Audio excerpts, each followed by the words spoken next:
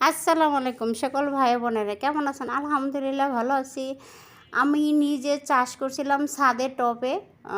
যে ডাঁটাগুলো আজকে দেখছেন এগুলা মানে কৃষকের মুখে হাসি, মানে আজকে আমার মুখে হাসি, অল্পতে হাসি। দেখেন ডাঁটাগুলো অনেকটাই সুন্দর ছিল, মানে তরতাজা ডাঁটা ছিল, মানে এভাবে খাওয়ার মানে রান্না ছাড়াই খাওয়ার মতো যোগ্য ছিল। দেখতে এতটা লোভনীয় ছিল, আমার কাছে অনেকটাই ভালো লাগছে, তাই আজকে রান্না করব। ডাঁটাগুলো কুটে নিচ্ছি আর এ পর্যায়ে রান্না চলে আসলাম। এখানে পেঁয়াজ রসুন কুচি করে দিয়ে দিলাম। দেওয়ার পরে একটু তেল দেব, তেল পরিমাণ মতো তেল দিতে হবে। সো তেল দেওয়ার পরে একটু রান্না করব।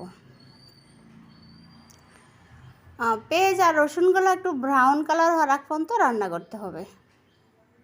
সো আপনারা দেখেন আমি ধৈর্য সহকারে রান্না করছি, একটু ধৈর্য সহকারে রান্না করতে হবে। আমার পেঁয়াজ আর ইয়াগুলো রান্না হয়ে গেছে।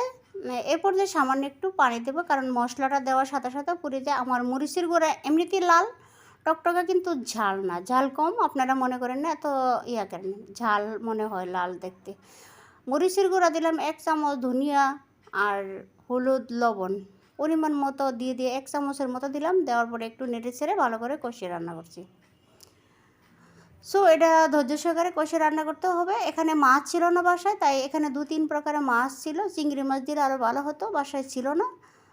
যা মাছ ছিল তাই দিয়ে আজকে রান্না করছি। ডাঁটাটা মানে নিজের জমি থেকে তুলে এনে রান্নাটা মানে অনেকটাই ভালো লাগছে আমার কাছে। জানি না, মানে কৃষকের হাসি, একটাই কথা বলে না, কৃষকের হাসি। আমি আজকে কৃষকের মতো হয়ে গেলাম, আমার কাছে খুব ভালো লাগছে। তাই মাছটা একটু তুলে নেব, কারণ কাটা কাটা হয়ে গেলে খাওয়া যাবে না। মাছটা ভালো করে কষিয়ে তুলে নিচ্ছি।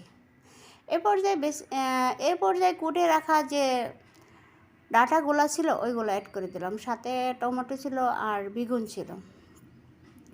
অ্যাড করে দেওয়ার পরে আবারও ভালো করে কষিয়ে রান্না করব, কারণ এটা ভালো করে কষাতে হবে। ভালো করে কষালে মশলাগুলো ডাঁটার ভিতরে, আলুর ভিতরে সেট হয়ে যাবে, তাহলে খাবারটা অন্যরকম সুস্বাদু আসবে। তাই দেখেন আমি আবারও ভালো করে নেড়ে ছেড়ে একটু কষিয়ে রান্না করছি। এরপর যে একটু ধৈর্য সহকারে কষিয়ে রান্না করতে হবে। যত কষাবেন তত খাবারটা সুস্বাদু আসে। একই কথা বলে যে যত গুড় তত মিঠাই, তাই না? তাহলে আমি দেখেন আবারও ভালো করে কষিয়ে রান্না করছি, একটু ধৈর্য সহকারে। এই পর্যায়ে আমি সামান্য একটু পানি দেবো, কারণ আমার আলুটা সিদ্ধ হতে হবে। ডাঁটাগুলো মানে 80% সিদ্ধ হয়ে গেছে, মানে তরতাজা জমি থেকে তুলে আনে রান্নাটা আপনারা তো জানেনই। এবার যে কিছু কাঁচামরিচ অ্যাড করে দিলাম। দেওয়ার পরে আবারও নেড়ে ছেড়ে ভালো করে রান্না করছি।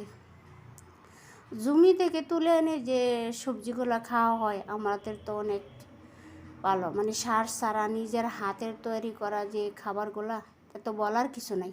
এখানে মাছগুলো যে রাখছিলাম অ্যাড করে দিলাম। দেওয়ার পরে আবারও নেড়ে ছেড়ে ভালো করে রান্না করব। মাছগুলো ভালো করে নেড়ে ছেড়ে একটু মিশিয়ে রান্না করছি। সো রান্না করার পর আবারও দেখেন ফাইনালি মানে ডাঁটাটা এতটাই সুস্বাদু ছিল, মানে নিজের সার সারা ডাঁটা মিষ্টি মিষ্টি লাগছে, এতটা ভালো ছিল। মানে আমার জীবনে প্রথম এরকম আমার বাচ্চা ফুলাফানা খাইছে, ওরা কোনো দিন ডাঁটা খায় না, ওরাও খাইছে, আমার কাছে ভালো লাগছে। আর রেসিপিটা এরকম হয়েছে। সবাই ভালো থাকেন, সুস্থ থাকেন, আল্লাহ হাফেজ।